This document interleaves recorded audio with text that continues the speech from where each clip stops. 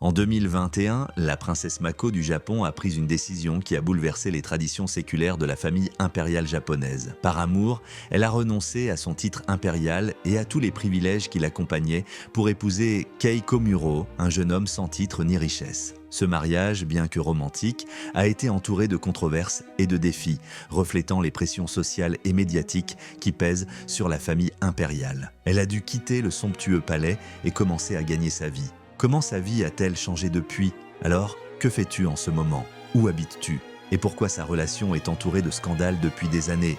Restez à l'écoute pour savoir qu'il s'agit de la chaîne Rêve de Luxe. Avant de continuer, assurez-vous de vous abonner à notre chaîne et appuyez sur l'icône en forme de cloche pour recevoir des notifications. Commençons. La princesse Mako, fille aînée du prince héritier Fumihito et nièce de l'actuel empereur Naruhito, a grandi dans le cadre strict de la cour impériale japonaise. Le Japon possède l'une des monarchies les plus anciennes au monde, remontant à plus de 2600 ans. Cependant, les règles entourant la famille impériale sont rigides, particulièrement pour les femmes. Contrairement à leurs homologues masculins, les femmes de la famille impériale qui épousent des roturiers doivent abandonner leurs titres, leurs privilèges et quitter la famille impériale. Malgré ses sacrifices, Mako a choisi l'amour. Elle a rencontré Kei Komuro, son futur époux, sur les bancs de l'Université chrétienne internationale de Tokyo. Leur relation, bien que discrète au départ, a rapidement attiré l'attention des médias. Lorsque leur mariage a été annoncé, une série de scandales financiers impliquant la famille de Kei a suscité une immense controverse. La pression médiatique et les critiques ont été si intenses que Mako a développé un trouble de stress post-traumatique, selon des sources officielles. Après leur mariage en octobre 2021, le couple a quitté le Japon pour commencer une nouvelle vie à New York. Mako, qui a renoncé à la compensation financière d'environ 150 millions de yens, environ 1,1 million d'euros, traditionnellement accordés aux princesses quittant la famille impériale, a choisi une vie modeste et indépendante. Elle a trouvé un emploi dans le domaine culturel, mettant à profit son diplôme en histoire de l'art et son expérience au musée de l'Université de Tokyo. Son mari, Kei Komuro, poursuit quant à lui une carrière juridique après avoir obtenu un diplôme de droit aux États-Unis. Leur quotidien, bien qu'ordinaire comparé à la vie au palais, est marqué par la liberté de vivre selon leurs propres termes, loin des contraintes de la cour impériale. La décision de Mako s'inscrit dans une longue lignée de femmes impériales ayant dû choisir entre leurs obligations royales et leur bonheur personnel. Sa tante, Sayako Kuroda, fille de l'empereur Akihito, a elle aussi renoncé à son titre en 2005 pour épouser un employé de mairie. Cette tendance soulève un débat au Japon sur les règles patriarcales qui régissent la monarchie. Contrairement à de nombreuses monarchies modernes, la loi japonaise interdit encore aux femmes de monter sur le trône et seules les lignées masculines peuvent prétendre à la succession. Cette rigidité pose la question de la pérennité de la famille impériale alors que le nombre de ses membres diminue rapidement. L'empereur Akihito lui-même avait défié les conventions en épousant Michiko Shoda, une femme roturière rencontrée sur un court de tennis. Leur union, bien que controversée à l'époque, est devenue un symbole de modernité et d'amour au sein de la royauté. L'histoire de Mako, bien qu'enracinée dans les traditions et les controverses, est avant tout celle d'une femme qui a suivi son cœur. Elle incarne le courage de choisir une vie ordinaire mais libre, dans un monde où les attentes envers la famille impériale sont écrasantes.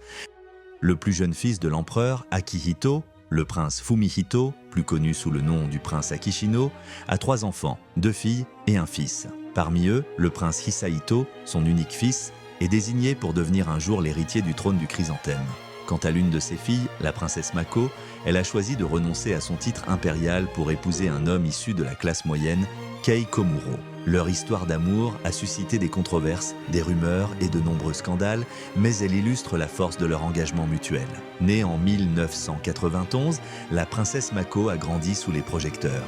Après avoir fréquenté une prestigieuse école réservée aux jeunes filles à Tokyo, elle participe à sa première cérémonie religieuse officielle à l'âge de 15 ans. Très jeune, Mako attire une attention médiatique intense, devenant presque une icône nationale. Pourtant, ce statut de célébrité s'avère être un lourd fardeau pour la jeune princesse. Pour échapper à cette pression, elle décide de poursuivre ses études à l'étranger, notamment à Dublin, Édimbourg et Londres. Durant cette période, elle garde secrète son appartenance à la famille impériale, préférant mener une vie modeste et discrète. À son retour, devenue adulte, elle commence à assumer des responsabilités officielles en tant que membre actif de la famille impériale. Elle représente le Japon dans divers pays, dont le Honduras, le Paraguay, le Bhoutan, le Brésil et le Pérou. Diplômée de l'Université chrétienne internationale de Tokyo, avec une licence en art et patrimoine culturel, c'est là que Mako rencontre Kei Komuro, un étudiant sans titre ni rang. Bien qu'ils n'appartiennent pas à l'élite sociale, ils conquièrent le cœur de la princesse.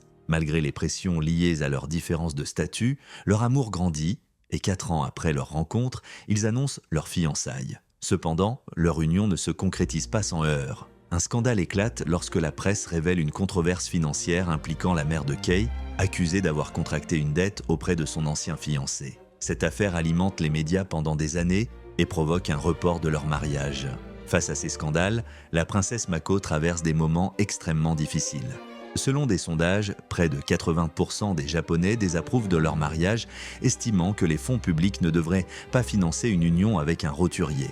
Les critiques ciblent également Kei, qualifiée d'inappropriée pour une princesse en raison de son apparence, de ses habitudes simples et de sa situation modeste. Malgré tout, Kei Komuro persévère et part aux États-Unis pour poursuivre des études en droit à l'université Fordham. Pendant ce temps, Mako fait face seule à ces controverses au point de développer un trouble de stress post-traumatique. En 2021, après avoir réglé les dettes de sa mère, Kei revient au Japon et épouse Mako lors d'une cérémonie simple sans faste impériale. Lors d'une conférence de presse, Mako déclare « Nous sommes faits pour nous soutenir dans la joie comme dans la tristesse. Ce mariage est un choix nécessaire pour vivre selon les élans de nos cœurs. » Le couple part ensuite s'installer à New York, où Kei travaille comme avocat tandis que Mako, désormais dépouillée de son titre, commence une nouvelle vie loin des obligations impériales. La princesse Mako, issue de la prestigieuse famille impériale japonaise, a pris une décision qui a bouleversé les traditions séculaires de son pays. En renonçant à son titre, à sa richesse et aux privilèges liés à son rang, elle a choisi de suivre son cœur et de tracer une voie indépendante, loin de l'éclat cérémoniel de la cour impériale. Contrairement aux attentes, elle a refusé l'organisation d'un mariage somptueux, symbole habituel du prestige impérial, ainsi que le paiement traditionnel octroyé aux femmes quittant officiellement la famille impériale. Cette somme, qui dépassait $1 million, aurait pu assurer son confort matériel à vie. Mais pour Mako et son époux Kei Komuro, l'argent n'avait jamais été une priorité. Leur union, fondée exclusivement sur l'amour et la confiance, a défié les conventions et inspiré des débats passionnés dans tout le Japon. Loin des fastes et des protocoles attendus d'un mariage royal, la cérémonie de Mako et Kei a été une déclaration de simplicité et d'authenticité. Le couple a sciemment choisi de renoncer à une célébration somptueuse pour privilégier un moment intime, en petit comité, sans le poids des regards. Cet événement, empreint de sincérité, symbolisait leur engagement mutuel et leur volonté de construire une vie à deux, loin de la pression publique. Peu après leur mariage, Mako a obtenu un passeport pour la toute première fois de sa vie. Un document qui, jusque-là, lui avait été interdit en raison de son statut impérial. Ce simple geste représentait une étape cruciale dans son émancipation, marquant le début de sa nouvelle identité en tant que citoyenne ordinaire.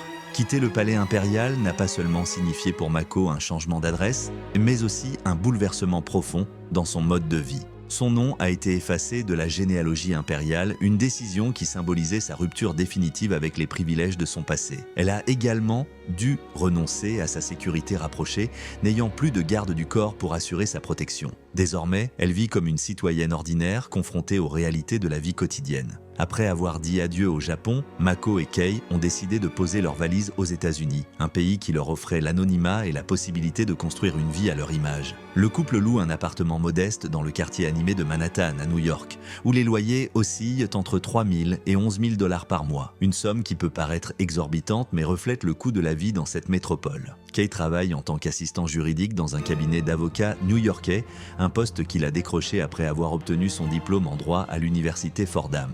De son côté, Mako s'investit au Metropolitan Museum of Art, l'un des musées les plus prestigieux au monde.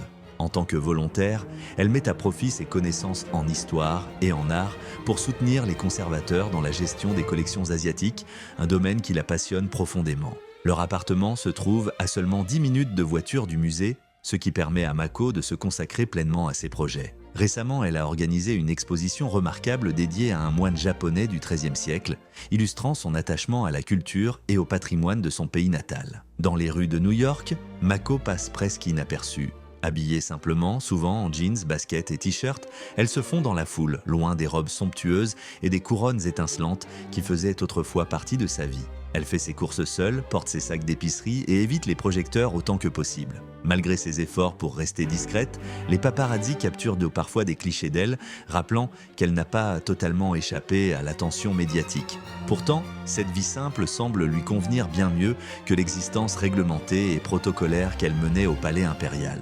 Mako a troqué les joyaux et la richesse contre quelque chose de bien plus précieux, l'amour véritable et une liberté qu'elle n'avait jamais connue auparavant. L'histoire de Mako pose une question universelle. Que seriez-vous prêt à sacrifier pour suivre votre cœur? Une vie de luxe, dans un palais, ou une existence simple mais comblée auprès de l'être aimé? Le choix de Mako, bien qu'audacieux et parfois critiqué, inspire ceux qui aspirent à vivre selon leurs propres termes. Elle nous rappelle que le bonheur réside souvent dans les choses les plus simples, pour peu qu'elles soient partagées avec les bonnes personnes. Merci d'avoir pris le temps de découvrir cette histoire émouvante. Si elle vous a touché, n'hésitez pas à partager vos réflexions dans les commentaires et à nous suivre pour d'autres récits inspirants. À bientôt pour de nouvelles aventures captivantes.